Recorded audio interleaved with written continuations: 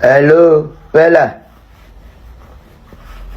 Ìyẹn mo mú Peller ni o. Orí ò pé. Ṣùgbọ́n ọlá nǹkan tó dẹ̀ ń jẹ ojú pé òun bá láyé mi ṣìnà Peller dorúkọ. Àjèjì wà ẹ̀bẹ̀ wá mórò àti pa ẹ́ màá ti fi mórò bá tiẹ̀ jẹ́. Wá ṣé nà mí ìdè ṣe àdè post ifá tó ń tọ̀nà. Say man no possify again. Ọmọdé òmùgún pè lẹ́kọ̀ọ́. Ó yára chicken sí kó fi chicken jẹ̀kọ àbí kó ra tí kò sí wàá mọ̀ ń gbówó lọ́fìn rà. Ó náà ifá tó ń tọ̀nà kí n má pòsì ẹ̀ mọ́. Wetin I dey do why I dey grow man no do am again abi. No worry. You never get issue ẹ̀yìn òró fàbàm. Tó bá jẹ́ pé o fẹ́ gòkè more than this. You go to pastor, you go to Afa, you go to babaláwo. Mẹ́ta lọ́kàn. Go ask your daddy and mommy. Pé tó bá fẹ́ gòkè láyé, tó bá fẹ́ àràgbé láyé, yes, go ask your daddy and mommy. Pé kí ló pè ní Ifá? Pé what is Ifá? Ifá mẹ́nẹ́sí ní ọ̀tọ̀. Then I block you. I blocked you. You say ma come your live stream. Am I a mate? Did you have my money? Àwọn ọjọ́ ń ṣe live stream yìí ni kí wọ́n ṣe live stream yìí o. Jọjọ́ ọlọ́run ẹ̀ ló wá ice cream tèmi. I'm big. Then say you dey do video for my song. Èmi ká mo post ẹ mo blow ẹni. Orí ẹ dàrú ni ìwọ Peller. Ìwọ young boy. Yes, I help you.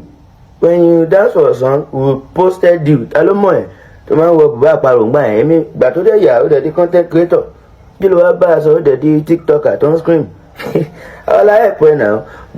When they help you, don't come again. See this Obonte will help your career. They repost you. Oh yeah, that way you come on the page.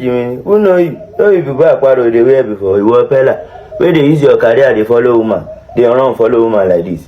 Japanese where they run follow. They follow another person. For you. Japanese where see fine boy in both to 40 way away near. Ọmọ tó ń fọ́ follow me. You know they use your career, they play. Nah, every time play. They play. Peller, orí ẹ dàrú sí àdè post ifá tí mo wà nínú ẹgbẹ́ ẹ̀. Ṣé o fẹ́ pẹ́ sí babaláwo o fẹ́ gbé pè ní màá ní kó fi mọ́rò pa ẹ́. If no be say àlàyé mi ṣínà Peller ọ̀gá mi tó àlè orúkọ tí mo rí pé ó dẹ̀ sínú family ṣínà Peller nìkan lórúkọ ẹ̀ kò sí ṣínà ní orúkọ ẹ̀ kò sí ọlọ́wọ́ ọdọ́ngàn ní orúkọ ẹ̀ you that small Peller that small boy you talking bla bla bla. See Momo Peller, you are just coming. You are a small boy. You don't born. Don't give woman belly. Woman where they run follow. Short your poor. You don't knock am. It's your poster. Oh yeah, give Davis belly. If na your mama and papa born you, Peller. To bá jẹ́ poko en le lóòótọ́, give Davis belly. You work. You dey play the girl self they use you. Use her. Use her before she use you. You have to the post Davis.